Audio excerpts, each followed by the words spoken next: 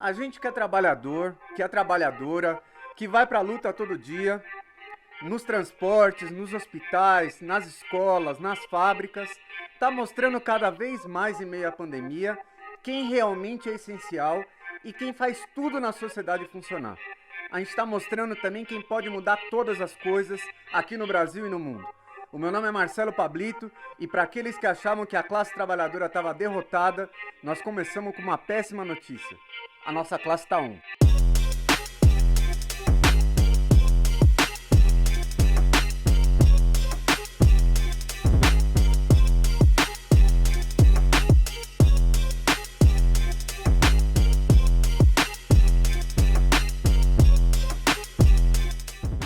E para começar o programa de hoje, a gente não podia deixar de falar das importantes manifestações que aconteceram nesse sábado, dia 19 de junho, contra o governo Bolsonaro.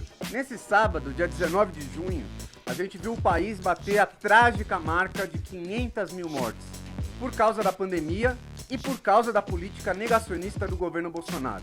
Mas a gente viu também, em mais de 400 cidades de todo o país, manifestações com milhares de pessoas mostrando que a indignação dos trabalhadores e da juventude começa a ganhar as ruas. Mas tem uma pergunta que não quer calar, né? Que é por que a direção das grandes centrais sindicais dividiram a força da juventude e da classe trabalhadora, chamando um dia de mobilização no dia 18, que ninguém viu, e outro no dia 19. Agora, como é que pode isso? Exatamente quando era mais necessário do que nunca unificar e fortalecer a nossa luta, as grandes centrais vão lá e dividem a juventude da classe trabalhadora. Imagina o que seria se a nossa classe estivesse organizada para um dia de paralisação nacional construído pela base nos locais de trabalho contra o governo Bolsonaro e também contra todos os ataques que a classe dominante está desferindo contra a gente. E agora nós vamos passar para a Fernanda, que é da diretoria do Sindicato dos Metroviários de São Paulo e do Movimento Nossa Classe, e esteve no ato de sábado, e ela vai dar uma palavrinha aqui pra gente. Estamos aqui com um bloco de metroviários e nós do Movimento Nossa Classe estamos aqui denunciando a divisão que as grandes centrais sindicais estão fazendo entre a juventude e a classe trabalhadora e exigindo uma paralisação nacional. Então, pessoal, é essa unidade entre a juventude e a classe trabalhadora que nós do Esquerda Diário achamos que é importante construir. Por isso a gente levou nos atos as nossas bandeiras, as nossas faixas, deixando um recado bem claro.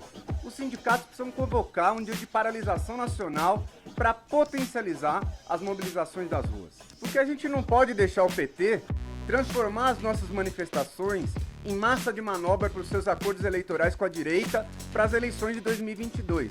Nós precisamos de uma luta efetiva contra o Bolsonaro, o Mourão e os militares agora, porque a nossa classe está morrendo hoje, está perdendo os empregos hoje e está passando fome hoje.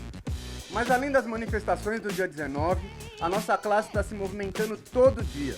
E a gente queria fazer um giro agora por algumas das lutas operárias que estão acontecendo pelo país e algumas das denúncias muito importantes que chegaram para o Esquerda Diário.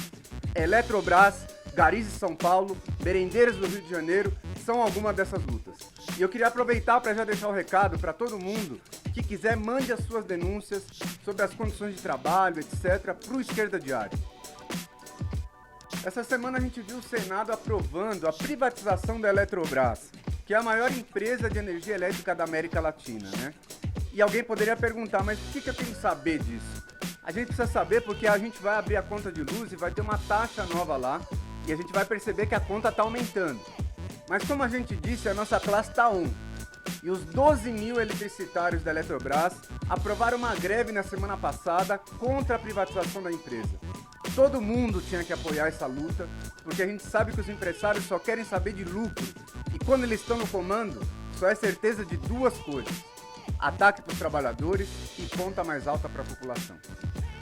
As merendeiras da empresa PRM, contratada pela Prefeitura do Rio de Janeiro, foram demitidas em massa em praça pública e foram empurradas para a fome, para o desemprego, para a miséria em meio à própria pandemia. Mas essas trabalhadoras realizaram uma série de protestos nos últimos meses, exigindo seus salários e os seus direitos. Os garis de São Paulo tiraram o lixo escondido embaixo do tapete do Dória e do Nunes, aprovaram uma paralisação e foram para a rua gritando: sem vacina, sem coleta. essa categoria tão importante e precarizada, que não parou de trabalhar um dia sequer durante a pandemia, continua excluída do plano de vacinação. Sem vacina! Sem vacina! Sem vacina! Na Universidade de São Paulo, a notícia terrível do suicídio de 3 estudantes, somente no último mês, revoltou a comunidade universitária. E os trabalhadores, estudantes e professores do Instituto de Psicologia fizeram uma assembleia dos 3 setores e votaram uma paralisação de 3 dias em defesa dos serviços de saúde mental e de melhores condições de vida no CRUSP, que é a moradia estudantil. Agora vamos falar da Embraer. Veja o que um trabalhador dessa empresa gigantesca relatou para o Esquerda Diário. Nem precisa de doença, a fábrica e o convênio já estão nos matando. Esse é o relato de um trabalhador que foi demitido pela Embraer enquanto ainda estava se recuperando da Covid. E agora, o convênio está dificultando os cuidados dele e da sua esposa. E essa é a nossa ideia, pessoal. É ir até cada luta operária, é dar voz para cada uma das denúncias que a gente sabe que ficam ali entaladas na nossa garganta, que muitas vezes a gente só pode fazer ali escondido da chefia, né? Ou seja, é fazer aquilo que nenhuma mídia faz, que é mostrar a realidade pelos olhos dos trabalhadores, que é mostrar que a nossa classe está on. E só mais uma coisa para encerrar. No dia 26 de junho agora, a gente vai organizar um encontro virtual do Esquerda Diário para a gente poder discutir juntos como potencializar as nossas lutas e como avançar na nossa organização. Então tá todo mundo convidado para debater com a gente como a gente se organizar para não deixar os patrões calarem a nossa voz. E por último, eu queria pedir para todo mundo curtir e compartilhar esse vídeo nas redes sociais e acompanhar o Esquerda Diário.